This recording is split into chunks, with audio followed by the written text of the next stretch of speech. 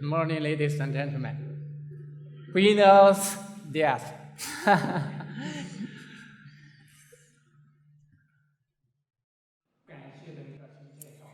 Thank you so much for the introduction. Thank you to Human Rights Foundation and to Universidad Francisco Marroquín for the invitation to be here in Guatemala to speak with all of you at this conference.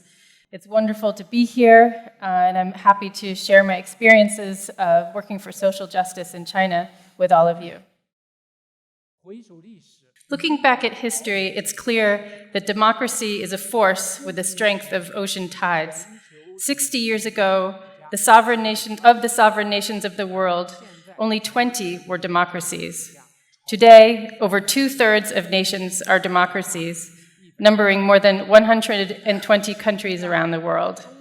However, under the control of the Chinese Communist Party, China's authoritarian dictatorship remains the biggest obstacle to making democracy a reality for people worldwide.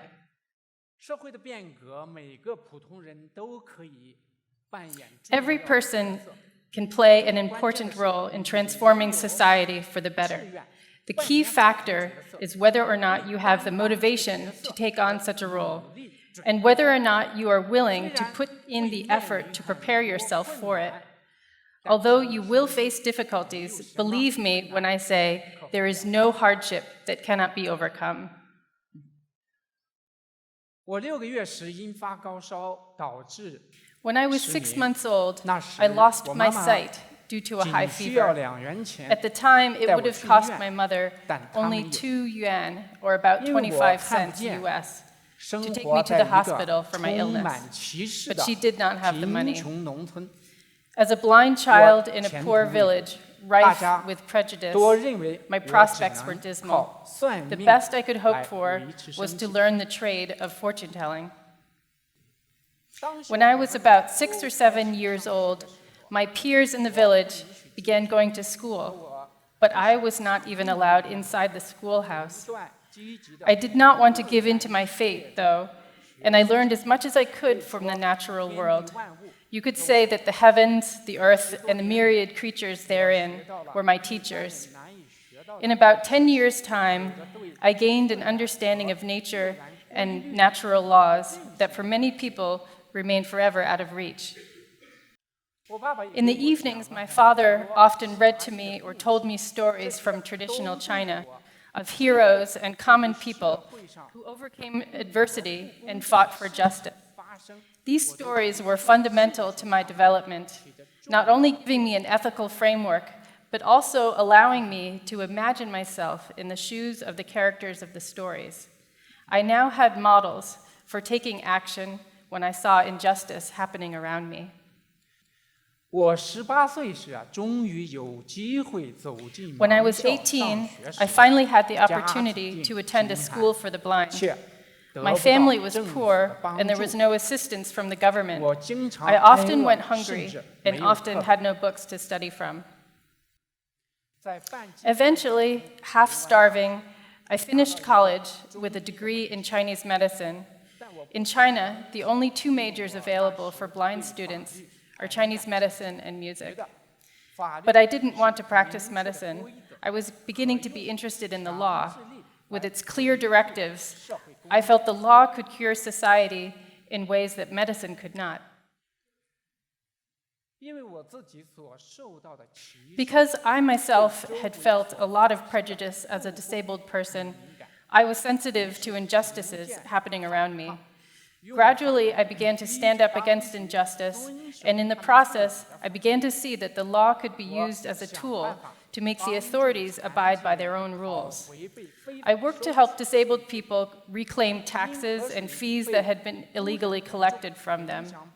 I found a way to build a proper well in my village when villagers became sick from our contaminated river water, and managed to get the factory at the source of the pollution shut down. And in 2003, I brought a successful lawsuit against the Beijing Metro Corporation, demanding that they permit blind people to ride public transportation for free, as mandated by Chinese law. The outcomes for these cases were, for the most part, positive. But as a result, I upset the authorities and they began to fight back. This became particularly pronounced in 2005 during the violent one-child policy campaign that was going on in Linyi Prefecture in Shandong. With some friends, I began an investigation into the campaign and found that in just 6 months' time, roughly 130,000 people had had pregnancies aborted or were forcefully sterilized.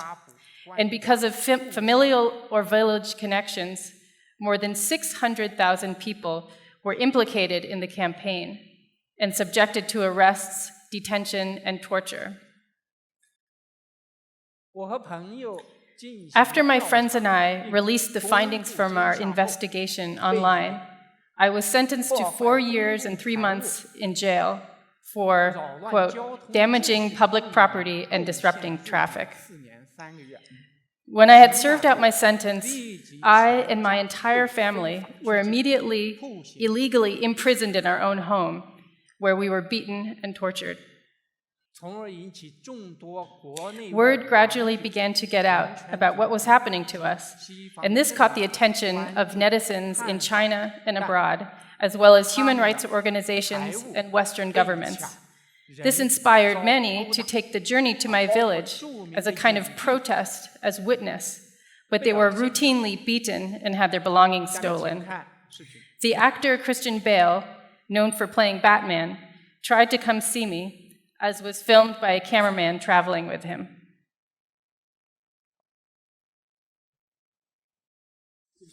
Why can I not go visit this man? Hollywood actor Christian Bale is used to action, but this is no movie set. We've been stopped.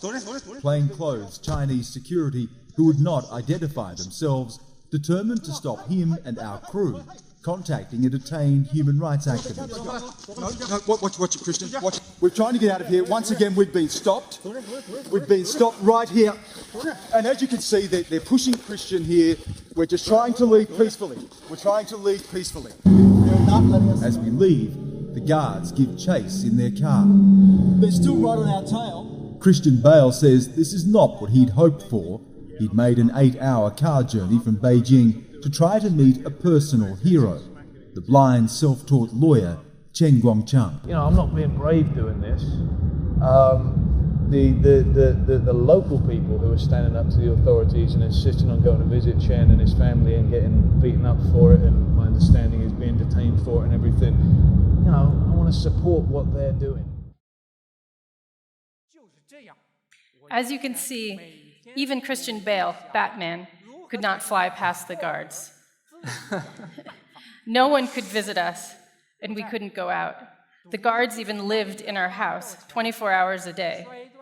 We thought incessantly about freedom, and finally, on April 20th, 2012, I managed to escape the guards, scaling 8 walls, breaking my foot in the process, and eventually finding safety at the American Embassy in Beijing, from where I eventually came to America with my family. You can read about my escape as well as many other stories in my memoir, The Barefoot Lawyer.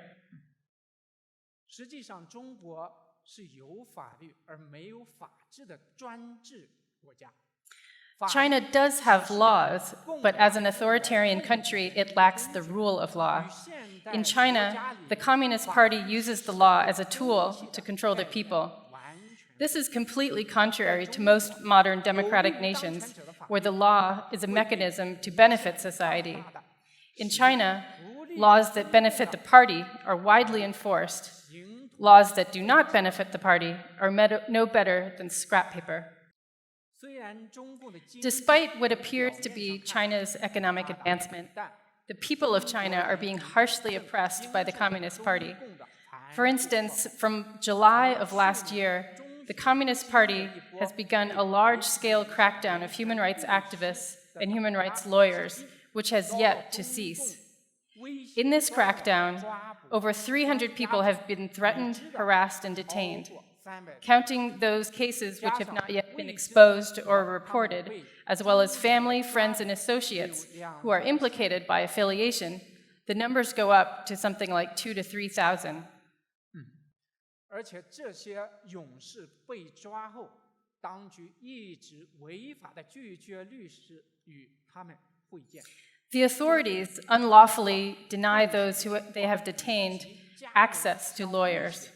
The Communist Party uses torture and threats to family members to force people to dismiss their retained lawyers. Many, in fact, are forced to make confessions of their so-called crimes publicly on the Communist Party mouthpiece, such as China Central TV. This is in violation not only of international law, but China's law as well. Despite the ongoing oppression by the communist authorities, the people are gradually awakening. They are less afraid of the displays of power and are more inspired by the actions of those around them to stand up. The Chinese people know that they must rely on themselves alone to protect their rights, and that maintaining their rights will require long-term, unceasing efforts. They know they cannot depend on others. In the last 15 years or so, instances of resistance to power among the general population have increased dramatically over time as people overcome their fears. Transformation in China is inevitable and will come soon. All of you, everyone, hold within yourselves a latent power stronger than you know, by many times perhaps, and maybe you have not yet had the opportunity to recognize it. If you face hardships, I urge you to focus on solutions. Do not allow your fears or thoughts of how impossible things seem to stop you from trying to move forward. You will find a way. Later, you may even be surprised at what you have been able to accomplish, and perhaps you will see that many things that once seemed impossible can be realized. Through effort, hard work, and fearlessness, we create the foundation for miracles.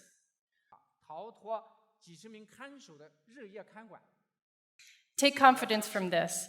If a blind man like myself could stand up to the biggest authoritarian regime on earth, I believe all of you have the potential to do that much more. Our work today ensures future generations will live in freedom. As long as you keep striving, you will do great things. Let's work together. There's nothing impossible in this world that we cannot overcome. Thank you. Thank you, everyone. Thank you.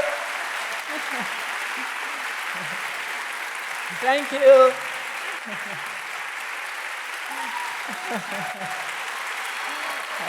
Hi.